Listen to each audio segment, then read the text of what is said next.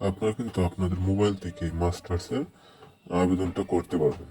So আবেদনটা কিভাবে করবেন তা আমাদের এই ভিডিওতে দেওয়া আছে। সো আমরা চলে যাব আবেদনে। মাস্টার্সের আবেদন করতে হলে প্রথমে আমাদেরকে ক্রোম ব্রাউজারে যেতে হবে। তারপর এখান থেকে আমরা নিউ অ্যাডমিশন 2025 আমরা সিলেক্ট করব। তারপর এখানে দেখা যাচ্ছে অ্যাডমিশন হোম আছে, এখানে আমরা যাব। এখানে প্রফেশনাল ডিগ্রি দেওয়া আছে, তো আমরা এখানে মাস্টার্স আছে, মাস্টার্সে যেহেতু আবেদন করব আমরা এটা সিলেক্ট করব। তারপর এখানে আছে অ্যাপ্লাই নাও, তো আমরা অ্যাপ্লাই নাও সিলেক্ট করব। তারপর এখানে দেখতে পারবেন আপনারা 7টা লেয়ার আছে, এই যে এদিকে 1 2 3 4 5 6 7। তারপর এখানে আমরা লেখা আছে যে হনার্স, আমরা এখানে অনার্স থেকে মাস্টার্সের যেগুলো ডিটেলস আছে এগুলো দেব। সো আমরা এটা তারপরে আমরা এখানে নেক্সটে ক্লিক করব। আমরা দ্বিতীয় স্টেপে গেছি, এখানে দিতে হবে যে আমরা হনার্স সিলেক্ট করা আছে। তারপর এখানে দিতে হবে আমাদের রোল নাম্বারটা, তারপর নিচে দিতে হবে আমাদের রেজিস্ট্রেশন নাম্বার। তারপর আমরা এরকম একটা ইন্টারফেস চলে আসবে। তারপর আমরা এখানে দেখতে হবে আমাদের যে ডিটেলসগুলো আছে অনার্সের, সিজিপিএ কত, জন্ম তারিখ কত, নাম, সবগুলো এখানে দেওয়া আছে। সো আমরা এখানে দেখবো যে জন্ম তারিখটা ঠিক আছে কিনা। যদি ঠিক না থাকে তাহলে আমরা একটা চেঞ্জ করবো। এই যে চেঞ্জের অপশন আছে, এখানে আমরা চাপ দেব। তারপর এখান থেকে আমরা চেঞ্জ করে নিতে পারবো। যেহেতু আমার জন্মসূচির মধ্যে এখানে ভুল আছে, তো আমরা একটা খুঁজে বের করে আমরা দিয়ে দেবো। প্রথমে আমরা ইয়ারটা সিলেক্ট করলাম, তারপর হচ্ছে মাস, তারপর হচ্ছে দিন, শেষ। তারপর আমরা এখানে নেক্সটে ক্লিক করব। তারপর দেখতে পাচ্ছেন আমরা আরেকটা ইন্টারফেস চলে আসছে। এখানে দেওয়া আছে যে সোশিওলজি, আমাদের সাবজেক্ট সোশিওলজি। তারপরে হচ্ছে এখানে দেওয়া আছে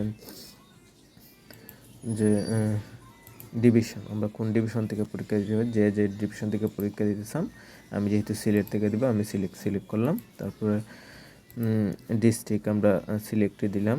তারপর এখানে দেখা যাচ্ছে 3টা কলেজ আছে, 3টা কলেজের সমাজবিজ্ঞান আছে, আমরা দেখব। যেহেতু মদন মোহনে দিলাম, মদন মোহনে নাই, সিট নাই, এই কারণে এখানে শো করছে না। এখানে আমরা আবারও এটা পরিবর্তন করব। তারপর আমরা এখানে দিচ্ছি যে এমসি কলেজ দেওয়াতে এখানে দেখা যায় যে 300টা সিট আছে। সো আমরা এটা সিলেক্ট করলাম। তারপরে আমরা নেক্সটে ক্লিক করব। এখানে বলা হচ্ছে কোনো ধরনের কোটা আছে কিনা। যদি কোটা থাকে তাহলে আমরা ইয়েস দেবো, আর না থাকলে নো। যেহেতু আমার নাই আমি নো দিলাম। নেক্সটে ক্লিক করলাম। এখানে বলছে যে ছবি দিতে হবে। সো এখানে আমরা আগে সাইজ করে রাখছিলাম একটা ছবি 120x115 এই ছবিটা এখন আমরা এখানে দিয়ে দেবো। ছবিটা ছবিটা একটু খুঁজে বের করছি, যেহেতু আমি ছবিটা সাইজ করে রাখছি, এটা খুঁজে বের করতে একটু সমস্যা হচ্ছে। দেখি,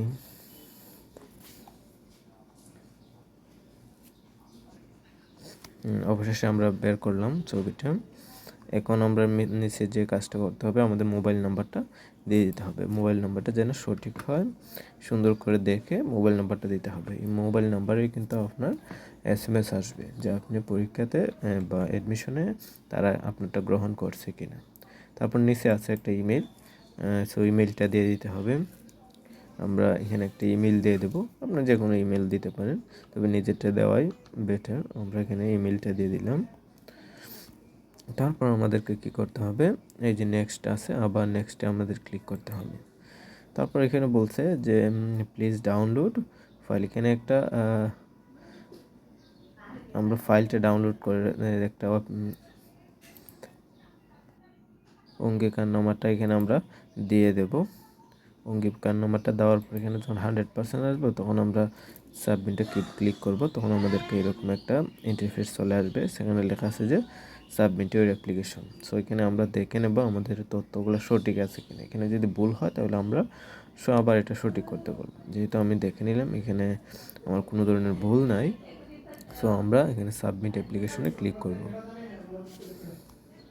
সাবমিট অ্যাপ্লিকেশনে ক্লিক করার পর এখানে একটা ইন্টারফেস আসবে, সেখানে বলছে যে আপনার অ্যাডমিট কার্ডটা ডাউনলোড করার জন্য।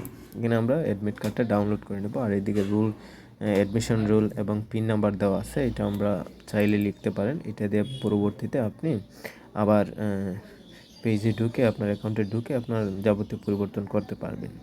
সো আমরা এটা অ্যাডমিট কার্ডটা ডাউনলোড করে নিলাম। এই দেখতে পাচ্ছেন অ্যাডমিট কার্ডটা আমার ডাউনলোড হয়ে গেছে। সো আমরা এখানে দেখে নেব আমার ডাউনলোড কার্ডে কোন ধরনের সমস্যা আছে কিনা। এরকমভাবে আপনারা আবেদনটা করতে পারেন।